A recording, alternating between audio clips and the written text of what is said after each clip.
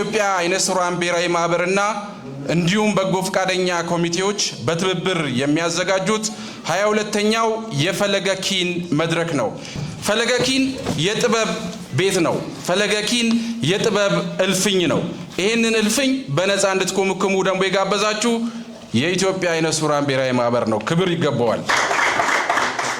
ደራሲ ይታገሱ ጌትነት ገበየው ውልደትና እድገት። ይታገሱ ጌትነት ገበየው የተወለደው በአዲስ አበባ ከተማ 4 ኪሎ አካባቢ በቀድሞ ከፍተኛ 14 ቀበሌ 12 ባሻ ወልዴ ወይ ደግሞ እሪ በከንቱ በሚባለው ሰፈር ውስጥ ነው። ሰኔ 29 1967 የተወለደው ይታገሱ ጌትነት እናቱ ወይዘሮ መነን እሸቴ አባቱ ጌትነት ገበየው ይባላሉ። ሁለቱም በንግድ ማተሚያ ድርጅት ውስጥ ለዓመታት ሰርተዋል። አባቱ ጌትነት ገበየው በ1969 ዚያድ ባሬ ሰራዊት የኢትዮጵያን በወረረበት ወቅት የኢትዮጵያ መንግስት ያስተላለፈውን የእናት ሀገር ጥሪ ተቀብለው ዘምተዋል። በመጨረሻም ጅጅጋን ማስለቀቅ ጦርነት ወቅት ካራማራ ላይ ለእናት ሀገራቸው ህይወታቸውን ሰውተዋል። አባቱን በልጅነቱ ያጣው ይታገሱ ገና ሀያዎቹ መግቢያ ላይ ከነበረችው እናቱና ከአካባቢው ተወዳጅ ከነበሩት አዛውንት ከአባቱ አጎት ሻረው እንግዳና ከባለቤታቸው ከወይዘሮ በለጡ ዳዲ ጋር የልጅነት ዘመኑን አሳልፏል። አቶ ሻረው እንግዳ ግሩም ጨዋታና ታሪክ አዋቂና አዝናኝ የሚባሉ አይነት ሰው ነበሩ። የሰላሌ ኦሮሞ የነበሩት ወይዘሮ በለጡ የልጅ ራብ ምትክ አድርገው አሳድገውታል።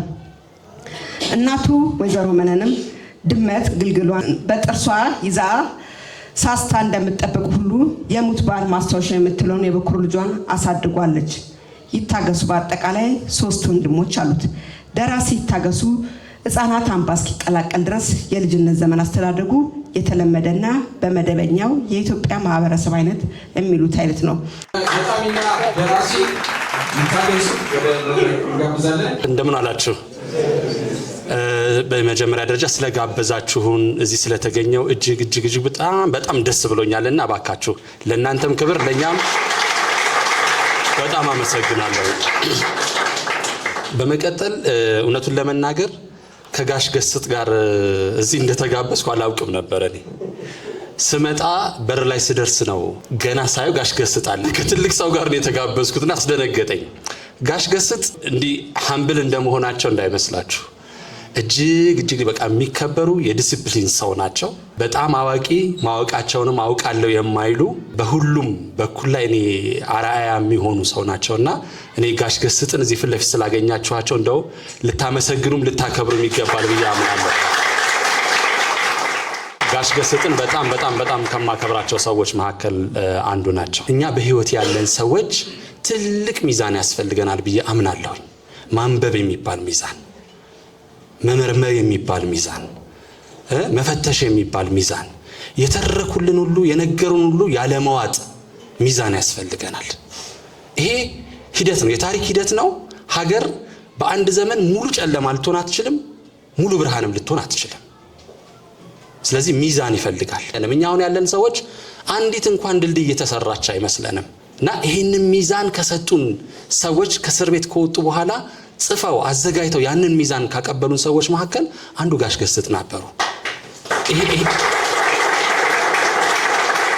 ይሄ ሚዛን ራስን ለመከላከል የተሰጠ ሚዛን አይደለም። በታሪክ ውስጥ ታሪክን ለመመርመር ለሚፈልጉ በነፃ ህሊና ራሳቸውንና ሀገራቸውን ለመመርመር ለሚፈልጉ የተሰጠ ሚዛን ነውና ትልቅ ክብር ይገባቸዋል ብዬ ነው ማምነው። የእሳቸው መንገድ እኔንም በኋላ ላይ ስቦቅ መጨረሻ ላይ ያስተዋወቋችሁን መጽሐፍ ለመጻፍ አስነስቶ ነበር። ከእሳቸው ቀጥሎ በኮሎኔል መንግስቱ ኃይለ ማርያም ላይ የተጻፈ የገነት አየለ መጽሐፍ አለ። እንደምታውቁት በጣም የአውጫጭኝና የፖለቲካ ነው። የጋሽ ገስጥም የራሳቸውን ኤክስፒሪየንስ ተከትሎ የፖለቲካል ዲስኮርስ ላይ የሚያተኩር ነው፣ ወይም ደግሞ የፖለቲካል ጉዳዮችን የሚያተኩር ነው። የጋሽ ገስጥን ይዤ የገነትን ይዤ ሊቀመንበር መንግስቱ ኃይለ ማርያምን ለማነጋገር ሐራሬ ድረስ ነው የሄድኩት። በር የከፈተልኝ ያደኩበት ትምህርት ቤት ታሪክን ለመጻፍ ነበር። የህፃናት አምባን ታሪክ ለመጻፍ ነበር የተጓዝኩት። ዘን እሱን ተከትዬ ግን ሲሄድ ሊቀመንበር መንግስቱ ኃይለማርያምን ማግኘት ነበረብኝና እሳቸውን ለማግኘት ሄድኩኝ። ጋሽ ገስጥም የፖለቲካውን ጽፈዋል። ገነትም ያውጫጭኙን የምርመራ የሚመስለውንም ጽፋለች። የኔ ድርሻ ምንድነው? እንደ ልጅ እንደዚህ ዘመን ልጅ ሁለቱም በእድሜ ከኔ በላይ ናቸው፣ ትልልቆች ናቸው። ምንም እንደው በማድመጥ እኛ ማድመጥ ስለሚገባን በሚል በማድመጥ ሴንስ ሊቀመንበርን ለ62 ሰዓት ያክል ነው ኢንተርቪው ያደረኳቸው። ከዛ መንግስቱ ኃይለማርያም ስደተኛው መሪ ትረካዎች የሚል መጽሐፍ ነው ከ2017 አካባቢ ላይ የወጣውና ጥሩ ተቀባይነት አለው። ለዚህ መንገድ የጋሽ ገስጥ መጽሐፍ ምን ያህል ጠቃሚ እንደነበር አልነግራችሁም። ፍጹም ላልነበረን ሰዎች ለመመርመር ትልቅ እገዛና እርዳታ አድርጎልኛልና እንደግሜ ጋሽ ገስጥን በአደባባይ ሁሌ አመሰግናለሁ። አሁንም አመሰግናለሁ። የኔ መንገድ ከ4 ኪሎ እስከ ዝዋይ ህፃናት አምባ፣ ከህፃናት አምባ እስከ አዲስ አበባ ነው ያለው።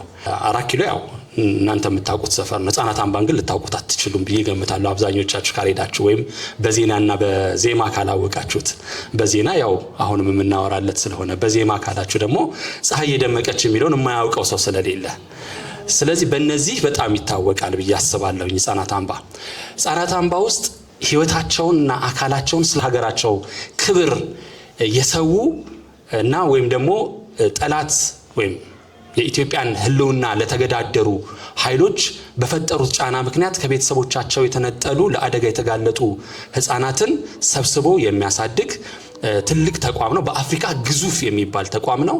ምናልባት አጋንኛው ካልሆነ አሁን ያለችዋን አዲስ አበባ እንኳን ባይሆን ትንሽ ቀደም ያለችውን አዲስ አበባ 1/3 የሚያክል ሰፊ ከተማ የነበረበት ከተማ ስል ሰፊ ግዛት የነበረበት ትልቅ ግቢ ነው። 5 ትምህርት ቤቶች የነበሩት ከ5500 በላይ ህፃናትን በአንድ ጊዜ ይዞ የሚያሳድግ ተቋም፣ እዛ ውስጥ ከነ ቤተሰቦቻቸው ከ15000 በላይ ሰራተኞች የያዘ ትልቅ ተቋም ነው። ኢማጂን ይሄ ተቋም የተሰራው በ1972 እና 73 ነው። 73 መስከረም ላይ የተመረቀው እስከ 71 አንስቶ ነው ግንባታው የተሰራው።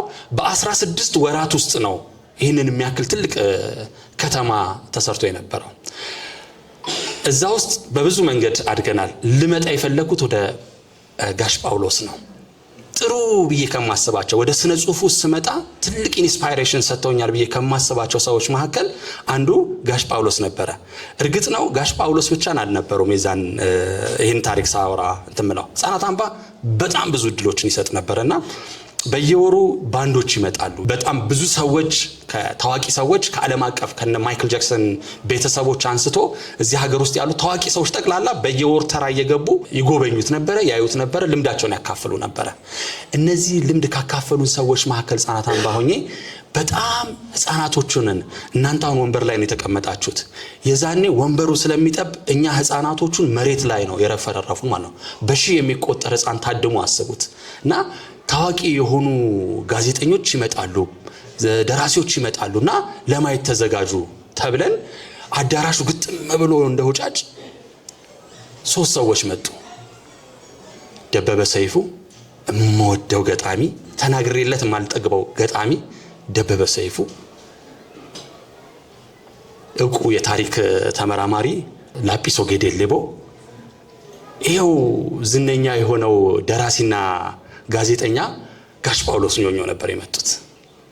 3ቱንም ማየት ለኛ ተአምር ነው። በተለይ ጋሽ ጳውሎስ እና ጋሽ ላጲሶ ጌዴሌቦ በሁለት ምክንያት። ሁለቱም በወቅቱ ቴሌቪዥን ላይ ዶክተር ላጲሶ ጌዴሌቦ ቴሌቪዥን ላይ በብዛት ይገኙ ነበር፣ ተነትኑ ነበር ታሪክን። እሳቸውን ማየት ለኛ ለህፃናት በጣም የሚገርም ስሜት ነበረው። ሁለተኛው ደግሞ ጋሽ ጳውሎስ ጋዜጣ የዛሬቱ ኢትዮጵያ እነዚህ አዲስ ዘመን ምናምን ስለሚወጡ የእሳቸውን ጽሁፎችን የምናነብባቸው ሁኔታዎች ስለነበሩ እሳቸውንም ማየት ሌላ ድንቅ ነገር ነው። ዘግቼ ነው ጋሽ ደበበ ሰይፉን ስለሳቸው ያለኝ ስሜት ያደገው በኋላ ላይ ነው። ጋሽ ጳውሎስን ማየት በጣም ኢንስፓየር አድርጎን ነበረ።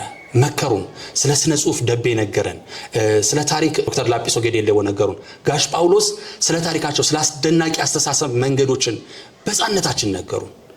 በቃ መሆን ፈለኩኝ፣ እነሱን መሆን ፈለኩኝ። እንዲህ የሚከበሩ እንዲህ ታጅበው የሚመጡ እንዲህ ትልቅ የሚሆኑ ከሆነ እኔ መሆን የምፈልገው ደራሲ ነው ነው። የዛኔ የነገሩን ቃላቶች የጠየቅናቸው በአክብሮት ይመልሱልናል። እያንዳንዱን ነገር የሚነግሩን በጣም በፍቅር ነገ ምን እንደሆን መሆን እንዳለብን የሚመክር ነበርና በጣም ትልቅ አርአያ ሆነው የመጡን ህልማችን እንድናስብ አድርገውናልና ጋሽ ጳውሎስን ዘክራችሁ እዚህ በመገኘቴ ይህንን ምስክርነት ባልሰጥ ስስት ስለሚሆንብኝ ይባካችሁ ለዚህ ላደረጉትም እንድታመሰግኑልኝ ይፈልጋለሁ። በማሰብ ልህቀት ለታሪክ አንዳች ነገር በማስተረፍ ልህቀት ራሳቸውን ያሳዩ ራሳቸውን ያስከበሩ ዛሬ የምንዘክራቸው ሰው መሆን የቻሉ ናቸው። ይሄ ለሁላችንም የሚያሳይ አርአያነት ያለው ይመስለኛል እና በማንበባችን በመፈተሻችን ትልቅ መሆን እንደምንችል ያሳያል። እንደ የጋሽ ጳውሎስን እናንተ እንደዘከራችሁት ሁሉ በስማቸው የተዘጋጀ የነበረ ማህበራት ነበሩ፣ የኪነ ጥበብ ማህበራት። እንደዚህ አይነት የዝክር ስራዎችን የሚሰሩ ብቻ ሳይሆኑ በስማቸው ተሰይመው የጳውሎስ ኞኞ የአማተር ጋዜጠኞች ክበብ የሚባል በጣም ጠንካራ ክለብ ነበር። የኔ ወዳጆች የነበሩበት ብዙ ስራዎች ተሰርተዋል። በዚህ ጉዳይ ላይ የአይነት ሰዎችን ማስታወሳችሁ የሚያስከብራችሁናል። ይሄንን ህብረታችሁን አጠናክራችሁ ቀጥሉ እና በየጊዜው እነዚህ ነገሮች ሂስንም ቢጨምሩ መነጋገርን ቢጨምሩ መተቻቸትን ቢጨምሩ የቀጨጨ ስነ ጥበብ አይኖረንም፣ ያበበ ስነ ጥበብ ይኖረናል። የሂስ ፍራቻ ያለመነጋገር ፍራቻ ግን ከፖለቲካችን አንስቶ እስከ ቤት የጭልፋና የማንኪያ አደራደራችን ድረስ በመፈራራት ላይ የተመሰረተ እንዲሆን አድርጎብናል። ስለዚህ እንደዚህ አይነት መድረኮች የነጻ ሐሳብ መድረኮች እንዲሆኑ በር ክፈቱ፣ ተነጋገሩ። ቅድም የሂስ ነገርም ስላነሳችሁ ነው። እንደዚህ አይነት ህብረቶች ሀገር ይሰራሉ፣ ናሬቲቭ ይሰራሉ፣ ሐሳብ ማጋራት ትችላላችሁና በጣም ታድላችኋል። የሌሉ ይመስለኝ ነበር። ራሳችን አንዳንዴ ስንኖር ስንቀር ዓለም የጠፋ ይመስለናል። በፊት መምጣት መታየት ይፈልጋል። አመሰግናለሁ።